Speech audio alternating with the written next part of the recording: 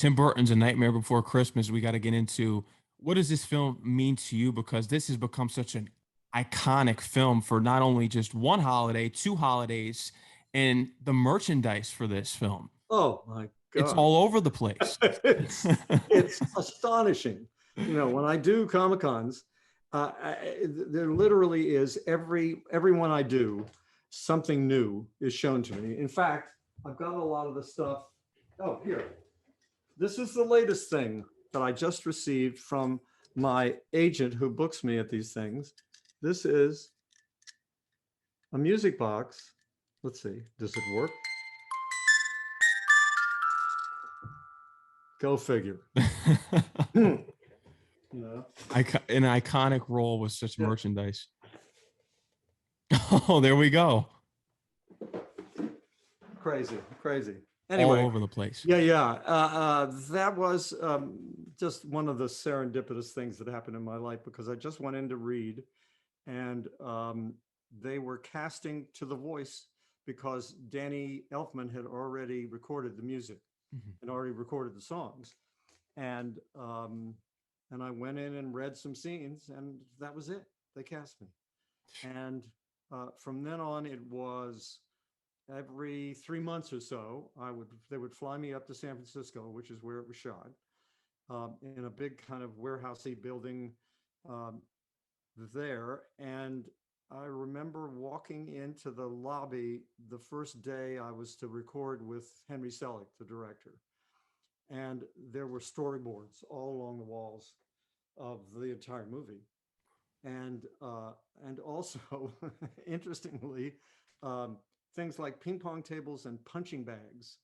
And I thought, what? But then when I saw what the actual work entails, the actual shooting of the movie, because in that same building were, I don't know, 4 or 5 little sets Mhm. with the animatronic figures. And literally, it's one frame at a time. So let's say that Jack's hand is doing something like that. Okay. So they've got Jack's arm set this way. They move a finger, they shoot a frame. They move a finger, they shoot a frame. They move a finger, they shoot a frame. They move a finger, they shoot a frame, so on and so forth, so that they get 11 seconds of usable film a week.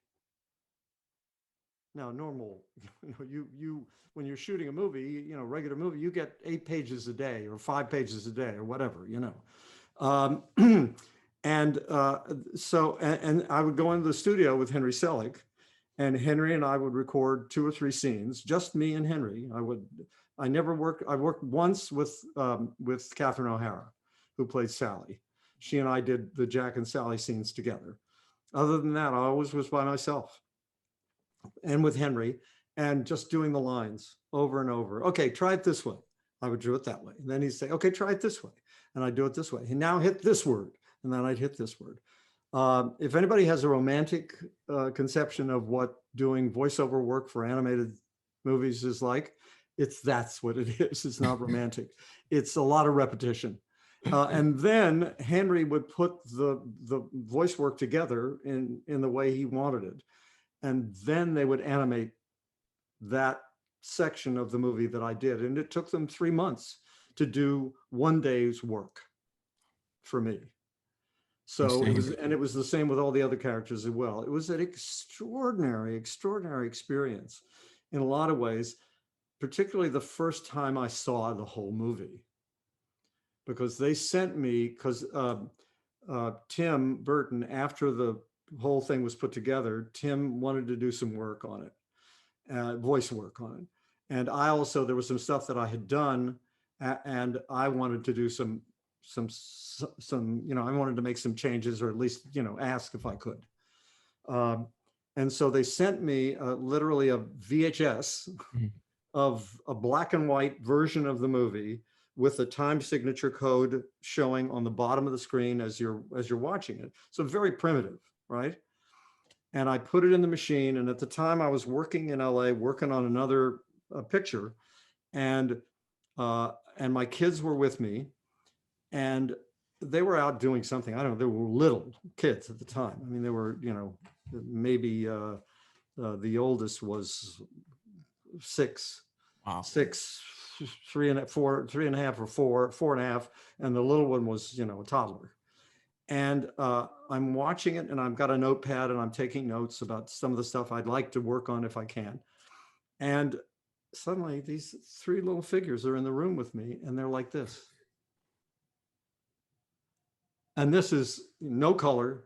The time frame is, is running across the bottom of the thing. It is as primitive as you could get, and they were transfixed. And I knew then that there was something really special about this. I had no idea that it would take on the life that it's taken